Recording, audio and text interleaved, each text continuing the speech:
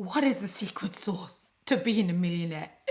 Tell me as I drink from the cup of all knowledge.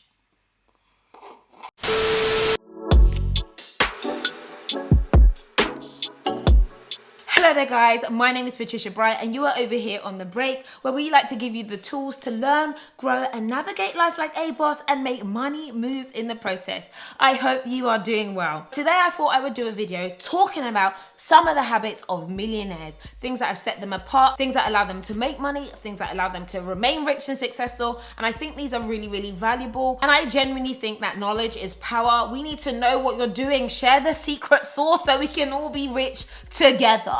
So that's why I've compiled this video. The more we know, the more we're able to take action, and let's just swim in notes of lots of money. That would be great. Can we just all like bask in the success? There was also a survey conducted of 10,000 millionaires, and what I love to see that 79% had become self-made millionaires. They hadn't inherited money. It was also interesting to see that most of them were accountants. Hey, big up to the accountants, engineers, teachers, management, and attorneys. There are everyday people who are able to become millionaires. So let's get into it. The millionaire habits that will transform your life today. So the first thing is to surround yourself with the right people and the right energy. I know this seems a little bit hoo-ha and a little bit woo, but I'm telling you, as they say, iron sharpens iron, and you are the average of the 5 people that you surround yourself with. If everybody's looking for change to get on the bus, it's time to relook at your circle, honey.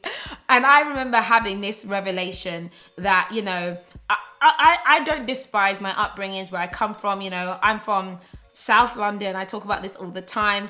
I grew up on housing estates and all of this kind of thing. And I didn't go to like the best schools when I was much younger. So yeah, we were all broke together, okay? We've all been broke together. I always try to learn more from other people. When I even got my first job, I didn't know anyone within the investment banking world. I didn't know anything about that. And then I had a friend who got a job at Barclays Capital. And then they told me, oh, by the way, they've got jobs, you know, at this investment bank. I was like, what's an investment bank? And then I got a job. And that was because I was surrounded with people who were moving themselves upwards and knew more than I did. So it's really important to have a circle, or try and expand your circle as much as possible to get different mindsets and also be open to new opportunities. Also, surrounding yourself with people that have a mindset of success is really important. And you might be around people who maybe are a bit more negative, hopeless, don't feel like there's any opportunity for change. I really think that when you're around people who are always talking about bad news, bad things all the time, it gets to you. It can transform you, and not in a positive way. And if you find yourself in an environment which is like that, and you can't physically get out of it, there are other options. And I say the number one way of doing that is reading books. I'm telling you, reading books about people who have been successful, their mindset, the actions that they take can really genuinely set you apart. And obviously you've got platforms like YouTube, that people like me and amazing other people who are here to basically provide alternative perspective. You can also take masterclasses to learn from other people. And you know what? You can have internet friends, and your internet friends can help you to elevate yourself out of your current situation and give you a mindset for success.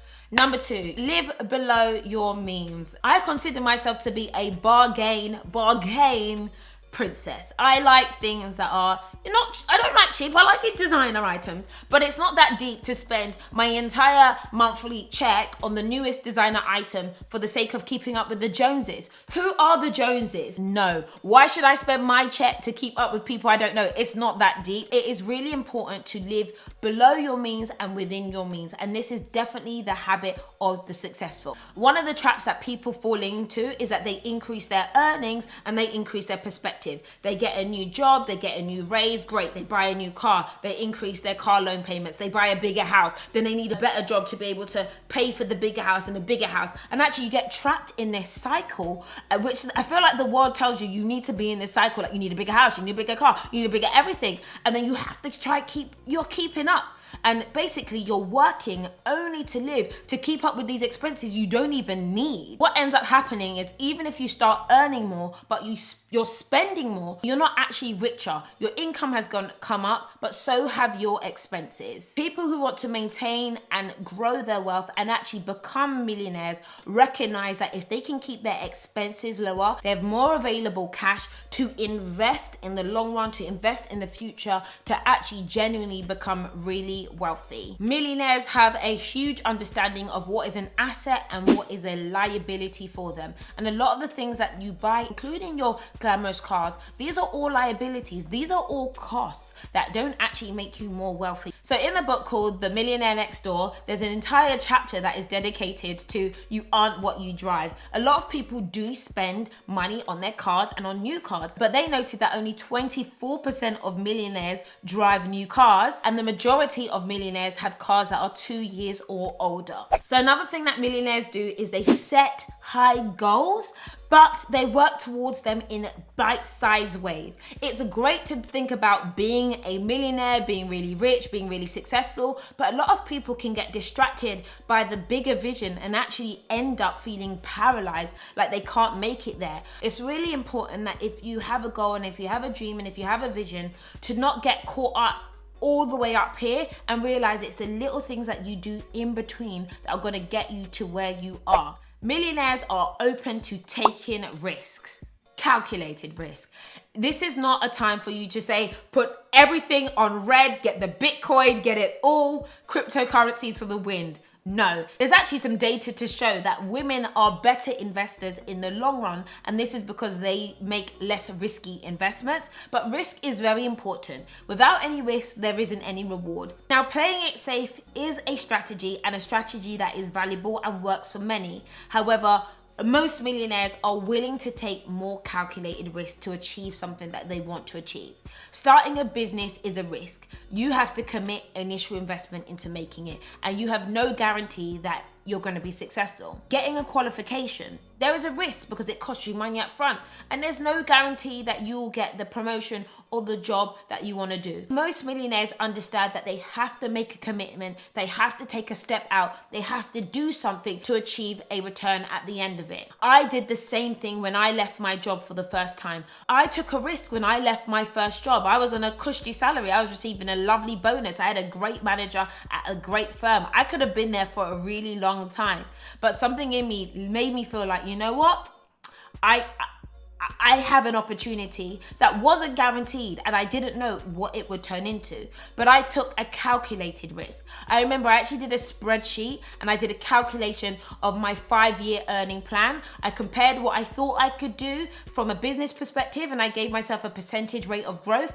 and I compared that to what my salary expectation would be over 5 years as well. And that allowed me to make a decision on that. Yes, I could quit my job, but also if I didn't hit a certain target, I would go back. I know I'm not the first to have left a high-paying, safe job. Jeff Bezos actually worked at a hedge fund before he started Amazon in his garage. It was a book-selling website that he thought about doing, and now he's the richest man in the world. It's very difficult to leave 100 grand, 200 grand a year. Very difficult to leave a firm and then risk it all. But if you put calculations and put in the work, it might pay off dividends. Millionaires get good at failure. Yeah, I said it. Get good at failure. I think this is a mindset that is really important for people who want to be rich, who want to be successful, who want to execute their ideas. One of my favorite terms, I say it all the time, is fail fast. I've talked about my favorite book by Susan Jeffers, which is Feel the Fear and Do It Anyway. Honestly, failure is a badge of honor. It's not anything to be embarrassed about. I failed so many damn times, it's a joke. I'm not afraid to fail. I'm more afraid to not try. I hate the idea of living with regret, and I know there are many millionaires who feel exactly the same way. You've got to try. A failure is never a failure because it's also an opportunity for learning. It's an opportunity to work out what works and what doesn't work. It's an opportunity to also improve as well. I actually think that the learnings that I've had from failures have made me a better person, made me stronger, made me wiser in the long run. Getting good at failure really does require a bit of a mindset shift. But I will tell you now that successful people are more excited by the prospect of success than the possibility of failure. Millionaires use the principle of paying themselves first. You've got to pay yourself first. You need to look after yourself first. You need to think about your prospects and your goals first before you start putting money anywhere else. And this is very close to a lot of the budgeting principles that I've talked about in the past and that lots of people talk about. But you need to put money into your savings and your investments as a priority, as a routine, as a schedule. If you're buying all this stuff that isn't into your future, you're not paying for yourself. You're paying Zara. You're paying Nike. You're paying everybody else, and you haven't even paid yourself. You haven't put money down for your future. Now, the best way to actually do this is via automation. And don't touch it. Don't touch it. Don't let anybody touch it. And have a plan for your wealth. Saying you will save and invest after everything else is a bit of a mistake. You're not likely to do it. Money has a way of disappearing into the air. It will always have a place to go, so make sure it's going to you first. Millionaires understand the power of investing and actually investing in the long term. You got to play the long game when it comes to investing. I think anybody who thinks about becoming a millionaire as being a quick fix right here, right now, they're either going to lose a lot of money, they're going to lose a lot of edges and hairlines, and they're going to be stressed. But if you think about the slow and steady race and having a clear plan and investing, that is how you're going to hit that millionaire status. Many millionaires are in your classic fields such as accountants, managers, teachers, engineers. Investing consistently opens you up to passive income options. And what you want to do is not have to work for the money. You don't want to exchange your time for money. What you want is your money and your investments to work for you. And millionaires understand that, and they work towards removing themselves out of an equation so they don't have to do all the work, and they put their money into places that are valuable and work for them and make more money. So guys, that is the end of this video. I hope you enjoyed it. I wanted to give you some of the habits of millionaires. These are habits that I personally have used myself in a roundabout way. I think that these have helped me become a millionaire, but also just grind. Like, grind would help you be a millionaire. You just have to get your head deep down and dirty and put the hours in, and you can definitely reap the rewards. But some of these factors I think are really important and are worth considering if you're wanting to hit that millionaire status. Now, if you want to hit millionaire status, you got to hit that like button, okay? Support the system. Thank you guys for watching, and I'll catch you later. Bye.